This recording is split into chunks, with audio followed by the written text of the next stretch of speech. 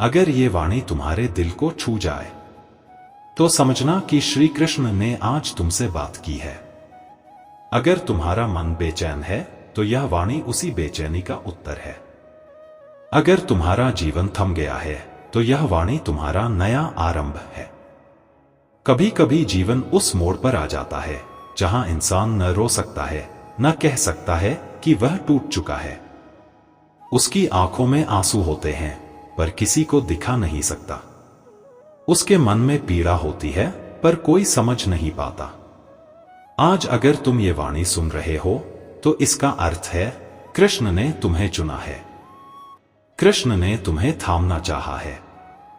जीवन में जब सारे रास्ते बंद हो जाए, जब अपनों से भरोसा उठ जाए, जब हर रिश्ता सिर्फ स्वार्थ लगे, तब एकमात्र नाम जो रह जाता है वो है कृष्ण।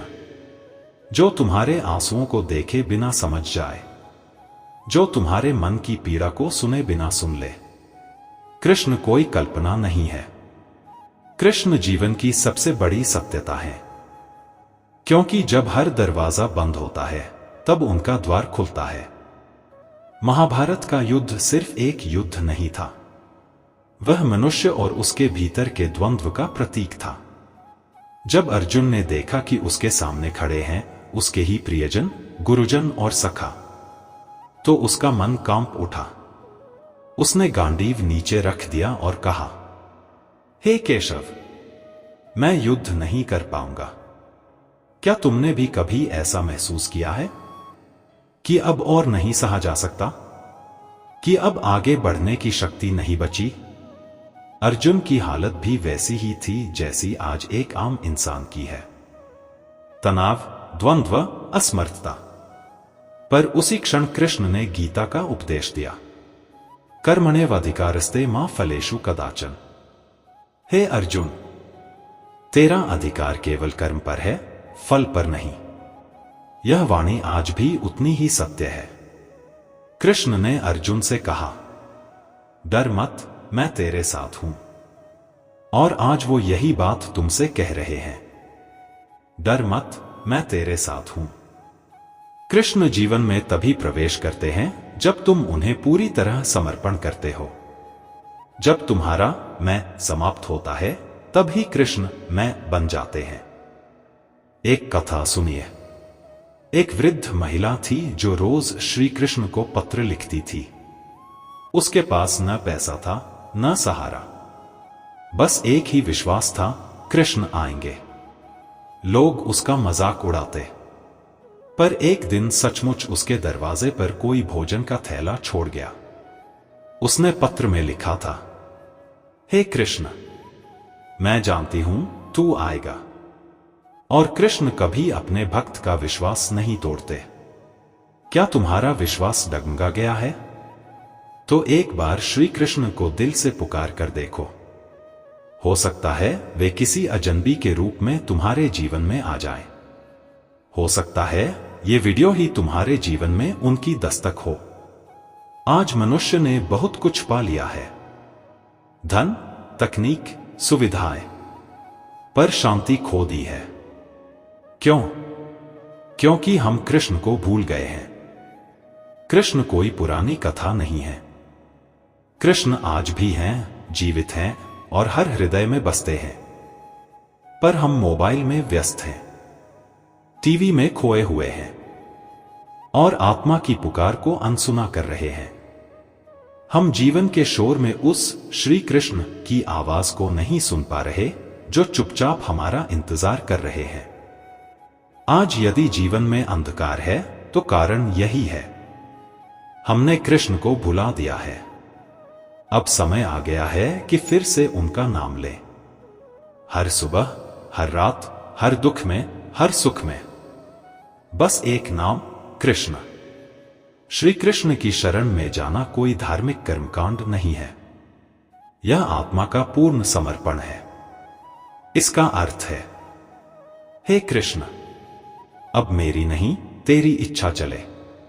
जैसे एक बच्चा अपनी मां की गोद में सिर रख कर रोता है, वैसे ही मनुष्य जब कृष्ण के चरणों में आंसू बहाता है तो कृष्ण मुस्कुराते हैं और कहते हैं, अब तू अकेला नहीं है। कृष्ण की शरण में आना मतलब ये स्वीकार करना कि मुझसे नहीं होगा, पर तुझसे सब कुछ हो सकता है। इसमें कोई झिझक नहीं, कोई डर नहीं, बस एक विश्वास है, एक भरोसा कि अब मेरा रथ श्री कृष्ण चला रहे हैं। हर इंसान के जीवन में एक समय आता है जब वो सोचता है, मेरे जीवन में कोई चमत्कार क्यों नहीं होता? पर क्या आपने कभी यह सोचा है कि शायद आप ही वो चमत्कार हो जिसे श्री कृष्ण दुनिया को दिखाना चाहते हैं? आपके दर्द, आपके संघर्ष, आपकी हार, ये सब श्री कृष्ण की योजना का हिस्सा हैं। वो आपको गढ़ रहे हैं ताकि जब आप अपने पैरों पर खड़े हों तो दुनिया को बताएं, मुझे कृष्ण ने संभाला है। आपका जीवन एक मंदिर है और उसमें जो सबसे सुंदर मूर्ति है वो है कृष्ण का नाम। अब जरा रुकिए और अपने आप से एक सवाल पूछिए, क्या मैं श्री कृष्ण को सच में जानता हूं? क्या मैंने उन्हें केवल पूजा की वस्तु बना दिया है, या क्या मैं उन्हें अपना साथी, अपना मार्गदर्शक मानता हूं? अगर नहीं तो आज से बदलाव की शुरुआत करें। सुबह उठते ही एक बार कृष्ण का नाम लें। भोजन से पहले उन्हें धन्यवाद कहें। रात को सोने से पहले उनकी शरण में जाएं। धीरे धीरे आपका जीवन बदल जाएगा। अगर आज आप थक गए हैं, अगर आप टूट चुके हैं, अगर आपको कोई उम्मीद नहीं दिख रही, तो बस एक बात याद रखिए, जब जीवन का हर रास्ता बंद हो जाए तो कृष्ण का द्वार ही एकमात्र रास्ता होता है। कृष्ण को बस एक बार पुकार कर देखिए, हे नंदलाल, अब मुझे संभाल ले। और फिर देखिए कैसे वो आपके जीवन में शांति, प्रेम और आशा की बांसुरी बजाते हैं। एक प्रश्न जो अक्सर हर भक्त के मन में आता है, मैं रोज श्री कृष्ण को पुकारता हूं, फिर भी वो उत्तर क्यों नहीं देते? क्या तुमने भी कभी ऐसा महसूस किया है कि तुमने कृष्ण से बहुत प्रार्थना की, बहुत विनती की, लेकिन उनकी तरफ से कोई उत्तर नहीं आया? तो एक बात ध्यान से सुनो, जब कृष्ण चुप रहते हैं तब वो सबसे ज्यादा काम कर रहे होते हैं। जब तुम्हें लगता है कि वे तुम्हारी सुन नहीं रहे, तब वो तुम्हारी आत्मा को तराश रहे होते हैं। ठीक वैसे ही जैसे सुनार सोने को आग में डालता है, पर उस पर एक पल के लिए भी नजर हटाता नहीं।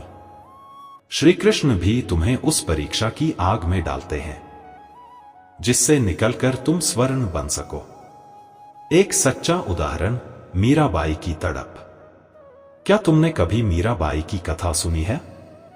उन्होंने अपना घर छोड़ा, समाज छोड़ा, राजा महाराजा का वैभव छोड़ा, सिर्फ कृष्ण के प्रेम में। पर क्या कृष्ण हर क्षण उनके सामने प्रकट हुए? नहीं। मीरा ने वर्षों तक सिर्फ इंतजार किया, तड़प में गीत गाए, विरह में रोई, पर उनके मन से कृष्ण का नाम एक क्षण को भी नहीं मिटा। क्यों? क्योंकि सच्चा प्रेम पाने से पहले उसकी परीक्षा देना जरूरी है। कृष्ण तुम्हारी हर पुकार सुनते हैं, पर कभी कभी वो तुम्हारी आत्मा को इतना ऊंचा उठाना चाहते हैं कि वे देरी करते हैं, ताकि जब वो तुम्हें आशीर्वाद दें तो वो सिर्फ सुख नहीं, मोक्ष बन जाए। अगर आपने ये वाणी अंत तक सुनी है तो आप श्री कृष्ण के उस भक्त में बदल चुके हैं जिसे अब कोई दुख हरा नहीं सकता। अब आप भी उस दीपक की तरह हैं जो अंधेरे में जलता है और दूसरों को रोशनी देता है। कृपया इस वीडियो को उस इंसान तक पहुंचाइए जो अंदर से टूट चुका है। हो सकता है ये वाणी उसकी टूटी हुई आत्मा को जोड़ दे। जय श्री कृष्ण, जय प्रेम के मंदिर। कृष्ण तुम्हारे साथ हैं, बस अब तुम भी उनके साथ चलना शुरू करो।